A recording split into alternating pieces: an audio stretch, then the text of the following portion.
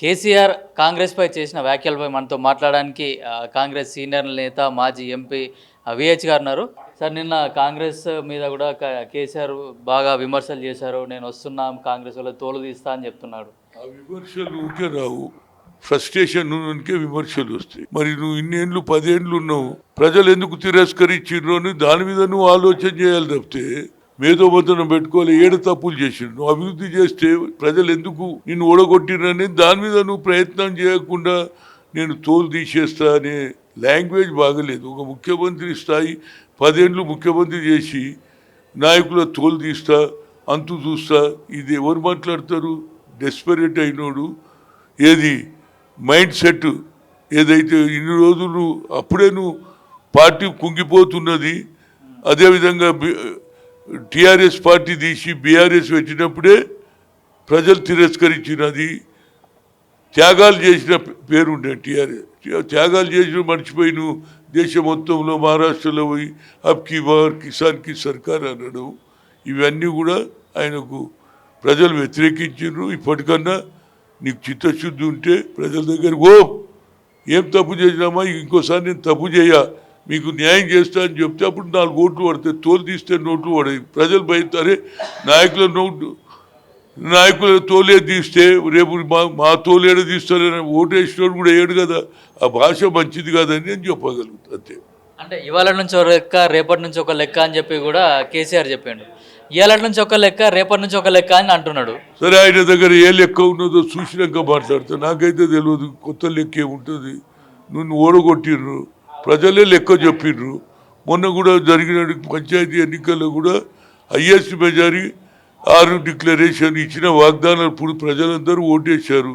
రేవంత్ రెడ్డి కూడా ఏది కులంగానే జరగాలని ప్రయత్నం చేశాడు. దాని మీద బిల్లు పెట్టాడు, ఢిల్లీ పోయాడు. ఇవన్నీ కూడా బడుగు బలైన వర్గాలందరూ కూడా అగ్రకులాల్లో ఉన్న బడుగు బలైన రాహుల్ గాంధీ, రేవంత్ రెడ్డి చేశారు. కాబట్టి దాని గురించి మనం ప్రయత్నం చేయాలి. అదేవిధంగా మహాత్మా గాంధీ రోజ్గార్ యోజనను, గ్రామీణ రోజ్గార్ను ఎత్తేయాలని కుట్ర జరుగుతున్నది. దాని మీద కూడా ప్రజలు తిరస్కరిస్తారు. దాన్ని పేరు మార్చడం చాలా బాధగా ఉంది. రాముడు చెప్పినాడే నీ పేరు పెట్టమని, కావాలని. గాంధీ అంటే ఎందుకు భయపడుతున్నావు? దేశానికి సేవ చేశారు. మీరు ఎప్పుడైనా స్వాతంత్రం గురించి పోరాడినరా చెప్పు? పోరాడరు.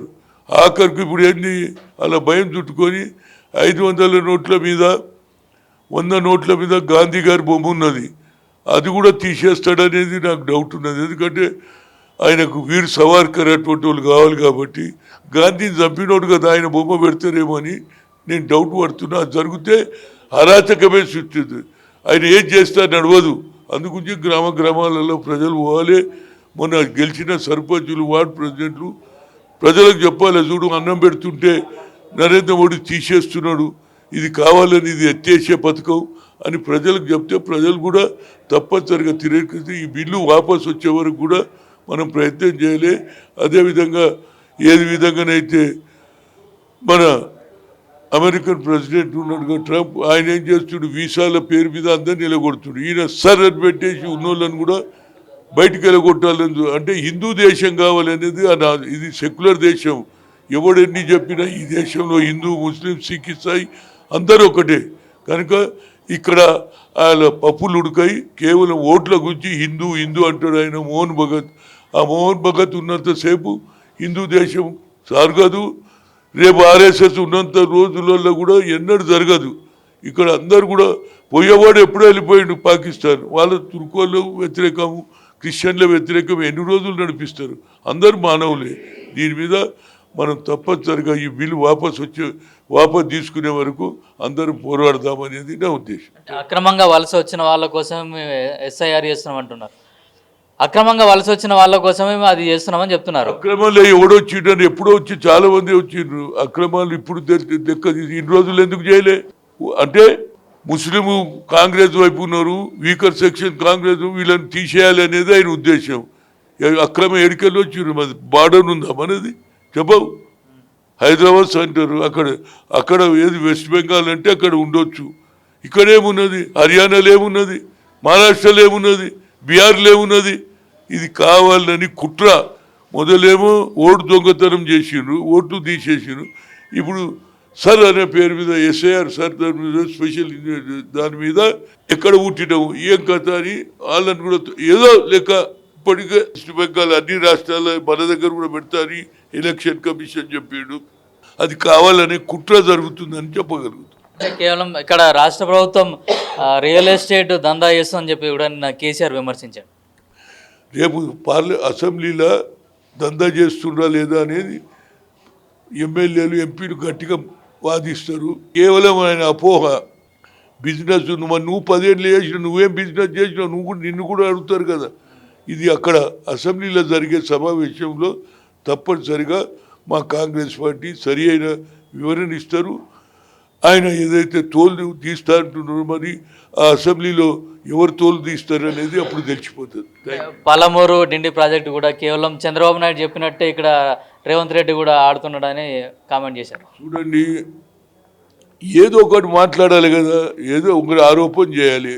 ఆ ఆరోపణల రిప్లై తప్పనిసరిగా ఇప్పటికే ఎమ్మెల్యేలు మినిస్టర్లు ఇస్తున్నారు. ఇంకా మిగతాదంతా రేపు పార్లమెంట్ అసెంబ్లీ స్టార్ట్ అయినప్పుడు గట్టిగానే ఏమేమి ఆయన దగ్గర ప్రూఫ్స్ ఉన్నాయి చూపిస్తాడో. నువ్వు 10 ఏళ్ళల్లో మహబూబ్ నగర్కి ఎందుకు అన్యాయం చేసినావు అని నేను అడుగుతున్నా. నువ్వు 10 ఏళ్ళు ఉన్నావు, నువ్వు సిద్దిపేట ఏది మల్లన్న సాగర్ నీ ఏరియా నువ్వు డెవలప్ చేసుకున్నావా లేదా? మరి అక్కడ డెవలప్ చేసినప్పుడు ఇక్కడ ఆకలి సాగుతోటి బాంబాయి పోతున్నారు, తిండి లేదు. ఇప్పుడు నీకు 300 కిలోమీటర్లు కృష్ణ నడుస్తుంది వాటర్ అంటావు. మరి 300 కిలోమీటర్లు కృష్ణ జరిగినప్పుడు నువ్వు ఏం చేసినావు అని అడుగుతున్నా. వాటర్ పోయేదాన్ని ఆపొచ్చు కదా, నువ్వెందుకు చేయలే అని నేను అడుగుతున్నా. Thank you. ఇప్పుడు బీజేపీ ఎంపీ కేంద్ర మంత్రి కిషన్ రెడ్డి సోనియా గాంధీకి ఒక లేఖ రాశారు. ఇక్కడున్న సీఎం రేవంత్ రెడ్డిని కొద్దిగా సరైన దారిలో పెట్టండి, క్రమశిక్షణ నేర్పించండి అని చెప్పేసి లెటర్ రాశారు. దానిపైన ఏంటి రెడ్డి గురించి తక్కువ ఆయన ఏం చేస్తున్నాడో ఆయన పార్టీ నడిపించలేకనే వేరేలకు అవకాశం వచ్చిందా లేదా? కనుక ఆయన ఏం చేస్తాడనేది ఆయన కూడా ఆర్ఎస్ఎస్ వ్యక్తి కాబట్టి ఆర్ఎస్ఎస్ భాష మాట్లాడతాడు. నిజంగా చిత్తశుద్ధి ఉంటే బీసీల గురించి ప్రధానమంత్రిని పోదామన్నాం మేము. ఈడ 42 ఎందుకు రేవంత్ రెడ్డి గారు చెప్పిండా లేదా? ఏమన్నాడు? నువ్వు మేమందరం వస్తామన్నారు, దాన్ని తీసుకోపోడు. మా ఓట్లు అయితే కావాలి ఆయన ఏది మాట్లాడినా ఆయన పరిస్థితి వేరే తీరుంది. ఆయన ఆర్ఎస్ఎస్ భాష మాట్లాడతాడు. ఈ ఆర్ఎస్ఎస్ ఉన్నంత దేశంలో ఈ భారతదేశం హిందూ దేశం కాదని చెప్పగలుగుతా. Thank you.